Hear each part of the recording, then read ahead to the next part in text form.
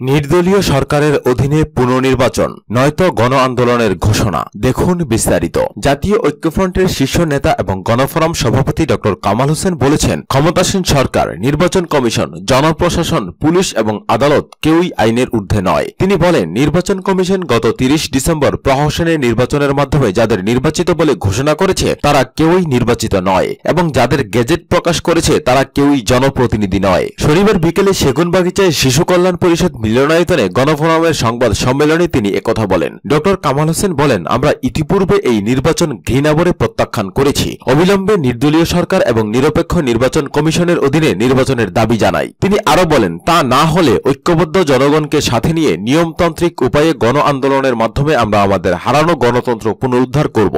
জনগণ ঐক্যবদ্ধ থাকলে অচিরেই বাংলাদেশে নিরপেক্ষ নির্বাচন, কার্যকর গণতন্ত্র এবং আইনের শাসন প্রতিষ্ঠিত হবে। এক প্রশ্নের জবাবে ড কামাল হোসেন বলেন, ঐক্যফ্রন্টের ব্যানারে গণফোরামের যেই দুই নেতা নির্বাচিত হয়েছেন তাদের শপথ গ্রহণের ব্যাপারে ইতিবাচক সিদ্ধান্ত আসতে পারে। সংবাদ সম্মেলনে লিখিত বক্তব্য পাঠ করেন গণফোরামের সাধারণ সম্পাদক মোস্তফা মহসিন মিন্টু। আরও উপস্থিত ছিলেন দলটির কেন্দ্রীয় নেতা অ্যাডভোকেট সুব্রত চৌধুরী, মফিজুল ইসলাম খান কামাল, সুলতান মোহাম্মদ মনসুর আহমেদ এবং মোকাব্বের খান প্রমুখ। প্রিয় দর্শক শ্রোতা, আমাদের ভিডিওটি যদি আপনাদের ভালো লেগে থাকে তাহলে লাইক এবং শেয়ার করবেন, আর নিত্য নতুন খবর সবার আগে পেতে আমাদের চ্যানেল সাবস্ক্রাইব করে আমাদের সঙ্গেই থাকবেন। ধন্যবাদ আপনাদের সবাইকে।